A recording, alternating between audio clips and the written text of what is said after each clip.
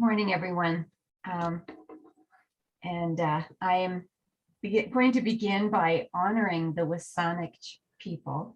I'm coming to you from Sydney, British Columbia on Vancouver Island, and the Saanich people have owned and taken care of this property or land that I'm in for many centuries. I also want to begin by honoring my teachers, Virginia Satir for one, for sure, and let me see. Next slide, Jen. What do I do for now? Oh, there we are.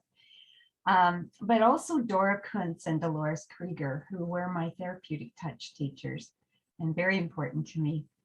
And I honor and have deep gratitude to Dr. John Bamman as mentor, supervisor, friend, and many others in the Satir Institute of the Pacific and in Satir Global who've offered workshops and shared their wisdom in so many ways over the years.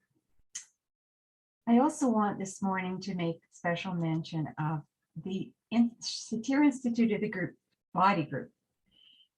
We named ourselves, and we first began meeting in July 2017 to update the curriculum of our levels courses with more current body-oriented teaching.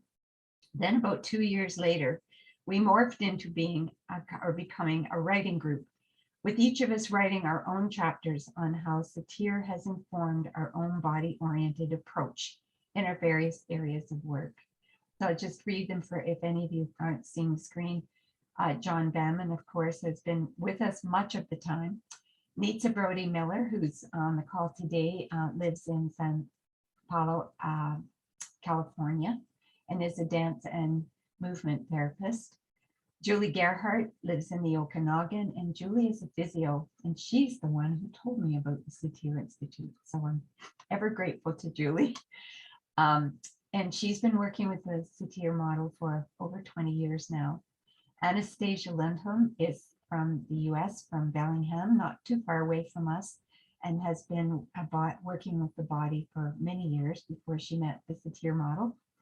Jennifer, I'm sure you all know, is working in many different ways, teaching and practicing and using the body in many ways, as is Carolyn Nesbitt. Jennifer lives in Surrey. Are you in Surrey, Jennifer?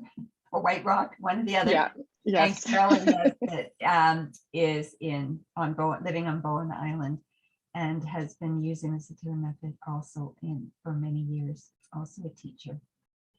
So this is our group, and although my studies in energy predated the body group, I think we've learned so much from each other as we've shared over time, and I'm wanting to honor them as we continue here. They have contributed greatly. So I want to also tell you, I'll go back. I'll just leave it as we are. I want to tell you a little bit about my history with energy therapy and Satir. I saw Virginia working with a family twice in person. The first time when I was a student at UBC many years ago. My first reaction was amazement, as this was so different from what I was being taught at the time. I voraciously read Conjoint Family Therapy, and by my second encounter, which was years later, not long before she died, at a seminar at Vancouver General Hospital, I was intrigued but still mystified. Then 3 years later, I was asked to learn healing touch while working in a renal unit at St. Paul's Hospital in Vancouver. And several years later, I was asked to learn therapeutic touch for my work as a social worker with cancer patients and their families. These two types of energy work are very, very similar in their outcome and similar to Reiki, if any of you folks are aware of Reiki. And they're basically about offering support and encouraging a better flow of energy through the body. The beginning of doing these trainings in energy work opened huge doors for me to understanding Virginia's work. Everything made so much more sense, especially being able to see more clearly her multi-leveled approach and how many levels she was working on at the same time. However, it was not until 2001 that I learned of the Satir Institute of the Pacific and began my studies in Satir's work in earnest. I've never looked back. The word energy has many different meanings for folks. As we begin today, we'll focus on your own energy and talk a bit about your energy field. What is your experience with the lens of energy with your work? Is this very familiar? A foreign concept? Confusing? At this moment, I'd like to encourage you to take a piece of paper and a pencil and quickly draw a line for yourselves. Very simply, you don't need these particular words, but one end represents the out of flow area and the other end of this continuum will be the inflow. And I want you just to touch into where you are right now. Where is your energy? Not where it was yesterday or usually, but in this moment. And I want no judgment about this. And just put a B near where your energy is at the moment.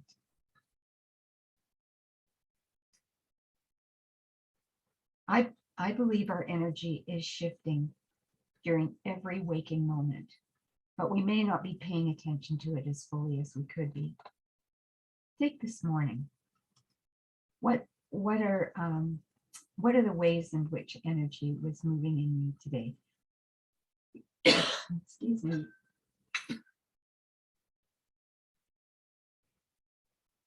Perhaps the first thing that moved your energy needle a little was the smell of coffee, or your choice of clothing for the day. Did I need clothing to pick me up, to express where I was? Even the influence of weather has a major impact on our energy. I'm going to leave the next 3 lines for a moment here and we'll come back to it.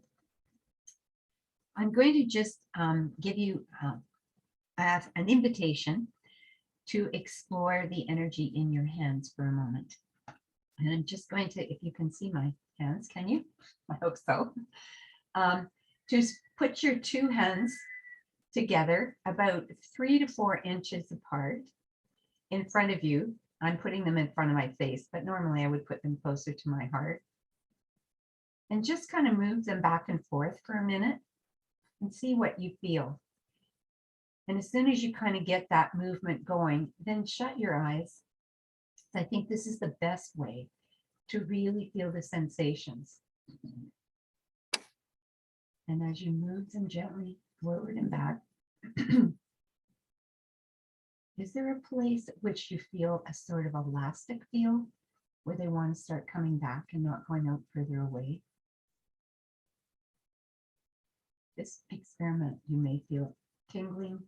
You may not feel a lot. And I have to say, when I was learning energy, it took a long time for my hands to really pick up sensations as they're able to now.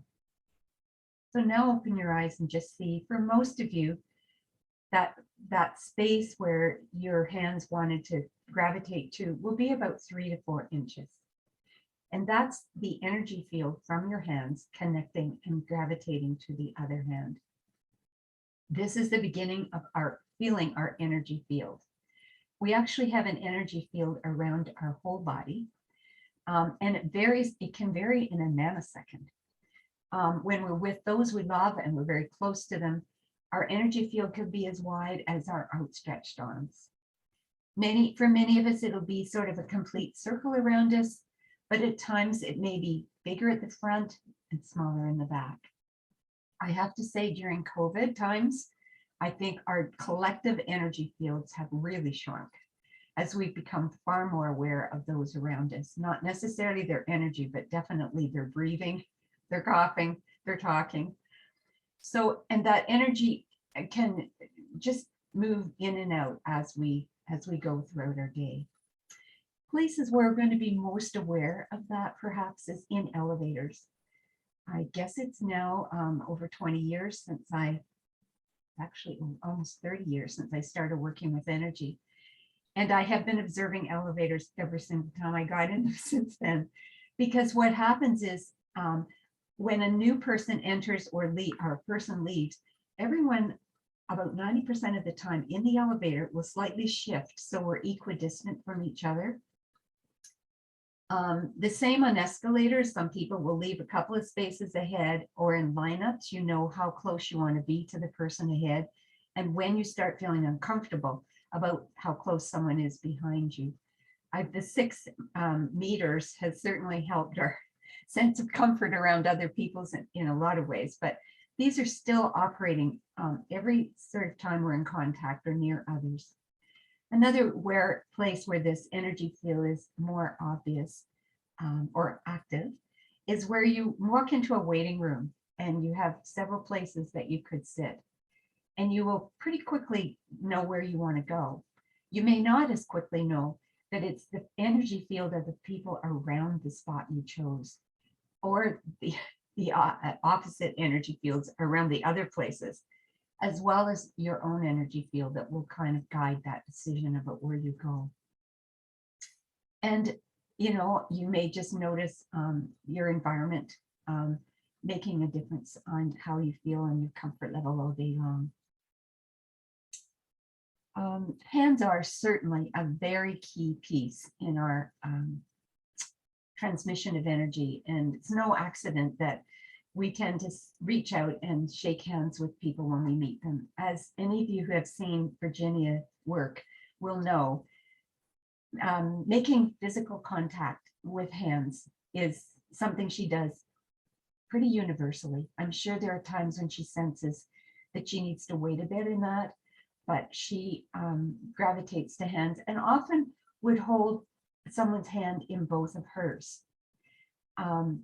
And there is, I mean, in the early days, she did not speak a lot about energy fields or her ability, but she certainly in later days was talking a little bit more about what she was able to see well beyond most of us and feel. And she even went to the point of saying that in holding someone's hands, she could often sense their entire genetic history, which is pretty remarkable and pretty exceptional. Language is a really important part of this. In my work in the Cancer Agency, I was in Surrey and I was exposed to a large number of very different ethnic groups and religious groups.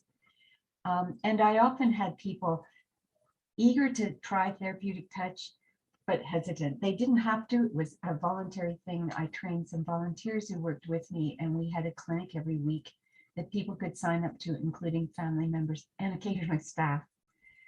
And so when the early questions about what is this wooey thing, I would often say, look at the comparison between energy therapy and prayer. Each involves complete attention. Each involves clear intention. And each is grounded in a belief of a force greater than ourselves. So this explanation actually proved to be quite useful to a lot of people and demystified it and opened doors of comfort to it for it. There were lots of family members that refused to allow their partners to have therapeutic touch due to mostly religious reasons, but many cultures welcomed it. First Nations culture, people from First Nations often said, oh, my grandmother used to do this all the time. You'd hear that from people in the Philippines, sometimes from people in South Asian culture and Eastern European. So I want to just, so Virginia, especially in the early years, did not talk much about her skill set. She kept it in the closet. But 2 people have made comments about what they were able to see and talk to her about. One person is Dr. Mary Jo Boberg, a doctoral student at the time of first meeting Satir in 1972.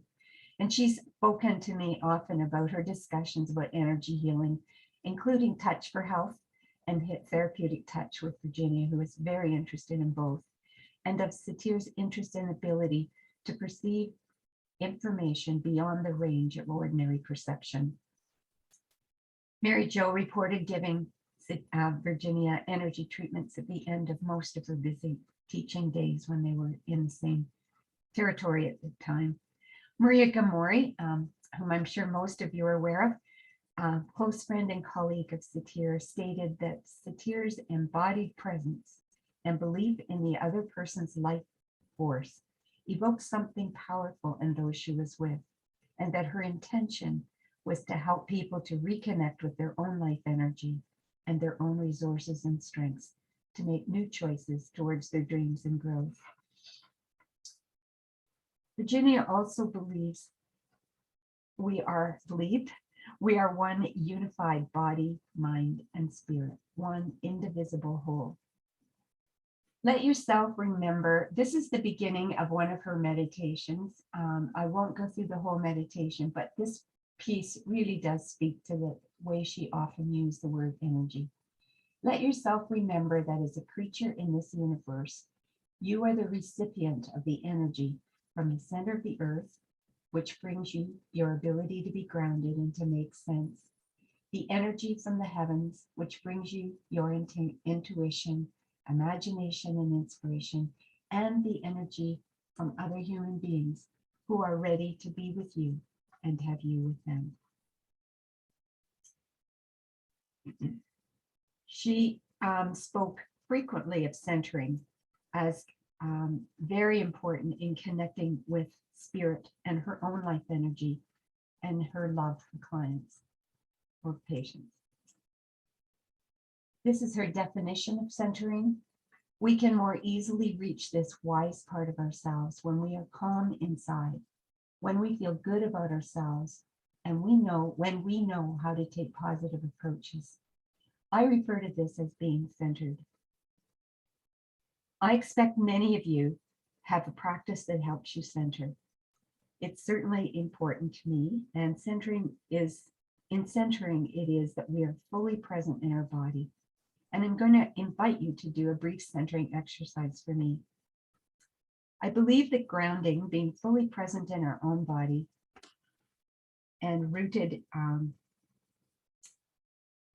deeply to the earth, is key to helping us center.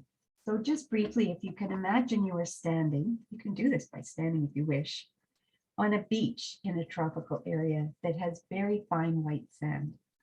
You are in your bare feet, and imagine you are making a deep footprint in the sand, 1 foot at a time, as you shift your energy from one foot to the other, back and forth, to get the best and deepest imprint. Then imagine the warmth of that sand moving up your legs into your torso and feel solidly supported.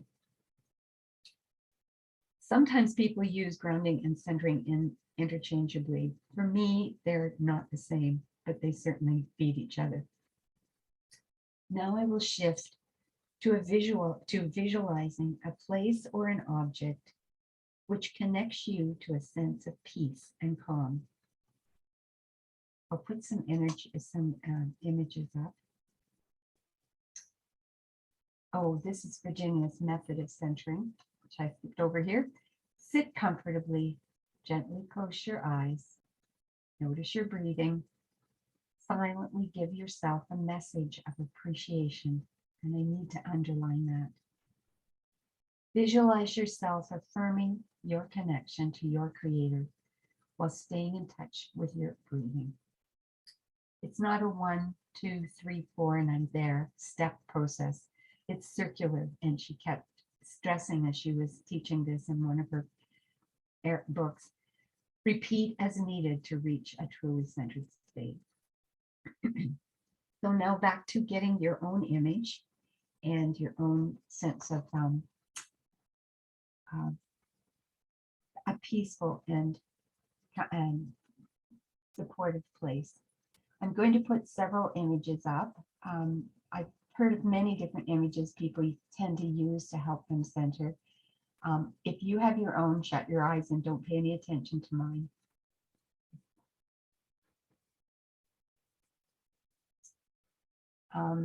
Many have told me that they really appreciate being able to imagine being at a beach where the rhythm of the waves is steady and comfortable.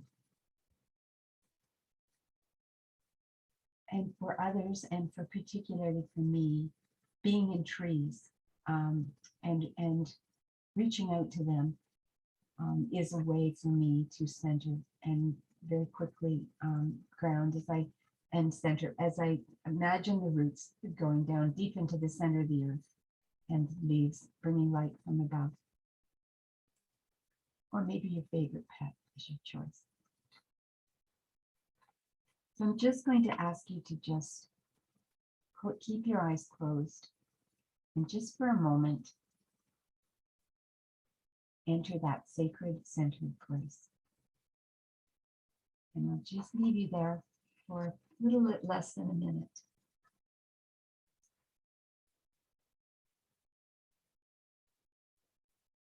And I will bring you back with the sound of Tibetan bells.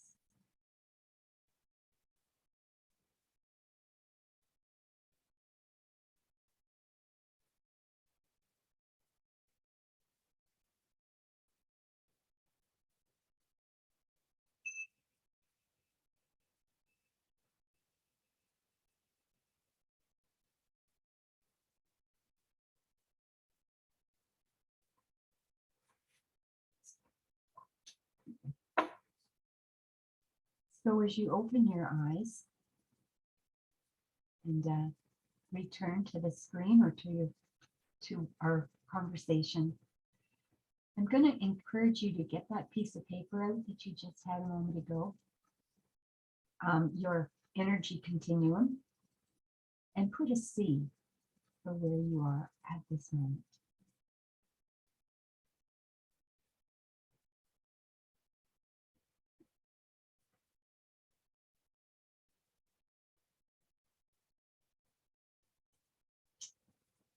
So how can an energy focus lens support us in our work with clients? Use a moment of meditation with a client, particularly if they come stressed or harried.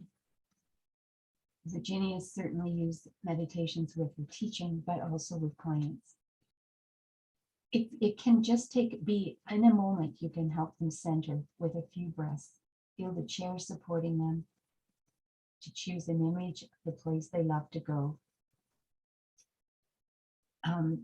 Virginia also advocates and sees as a way to open the right brain and our intuitive part, the use of sculpture, stances, and use both with permission and careful timing.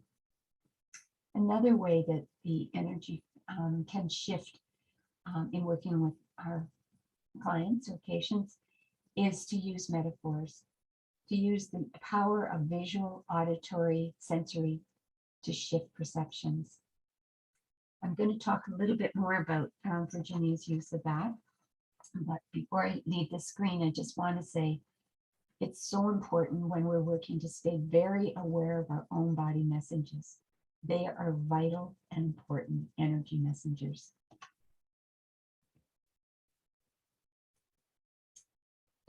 Virginia speaks often of the power of metaphors. I'll quote her, "What I am most interested in is beyond the logical, to engage the intuitive to bring out the pictures, to bring out the sensing, which gives juice to the form and possibly allows for deeper change." She speaks of metaphors as her adjunct therapist, as they're so vital in creating the shift in perception and engaging clients' own wisdom. She adds, "I believe in and practice the use of sculpting, metaphors, and pictures to activate the whole brain and engage the whole person." Okay. When we are in a centered state, our clients have greater access to their own ability to center and ground. You know, when you walk in a room and there's angry people, how quickly you can feel that anger. Well, for many of our clients, they can move into the same deep centered place or close to centered, just in our presence, and will gravitate to being able to use their own wisdom a little bit more. Virginia doesn't talk a lot about maintaining centeredness when you're working with someone, but this was really a part of my training in therapeutic touch, and I'll mention it briefly. You know, we can move out of a centered space quite quickly. Some of us more than others. And it can be something as simple as hearing a sound and thinking, oh, is my next client here? And even that can kind of shift us. And again, if we're using our own sort of observer self and feel the shift in our energy when that happens, a deep breath is usually all it takes to get us back to where we are.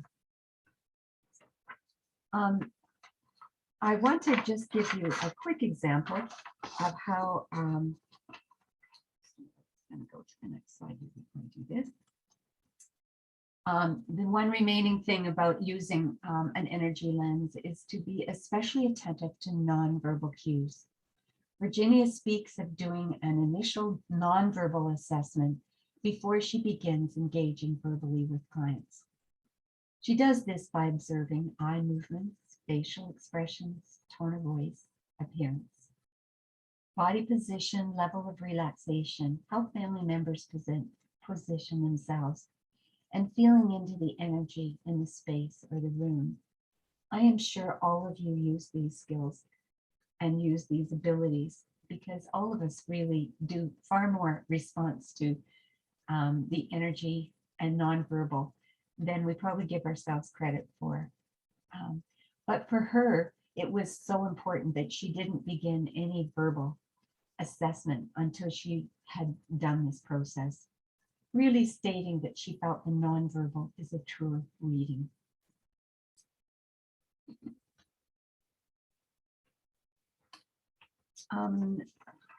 I'm just going to mention, the powerful use of metaphors for about 2 or 3 minutes, and then we'll take a break for questions.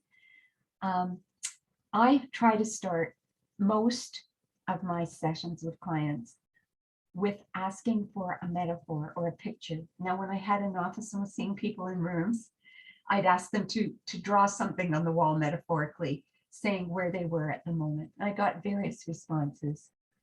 I remember one woman saying, I'm in a rowboat, but I've lost my oars and the sea is getting more rough. And so we just took a moment. This was the very first thing she said when she came in. I knew nothing about her. Some people take a little longer to get to this point. So I asked her how close she was to shore. A long silence came from there, and she said, close enough to see the faces of the people on shore. There was a long silence, and I said, do you recognize anyone? Another long silence, and she said, yes, I recognize, and she named someone. And then there was a silence, and she said, I'll ask her to throw me a rope. I need her help. All my life, I could do everything myself, but now I'm in a position where that's no longer working. So I think in that situation, we didn't talk about her story for really the whole session. And we looked at some of her barriers to being able to ask for help. But the picture did the work. And as Virginia said, was the adjunct therapist in that position, in that place. So I'm going to stop now and go into breakout groups. As you reflect and try on an energy lens, can you name one time when a nonverbal cue resulted in a change in plan or direction with a client? Can you name a time when another's energy, nonverbal presence, shifted something profoundly for you? You could be either negatively or positively, kind of lean towards positive directional, but you choose. What are your observations of how that happened and the impacts? And then thirdly, if you have time, what is your own experience with energy in working with clients? And what will you take away, or can you offer in addition to what has been shared today?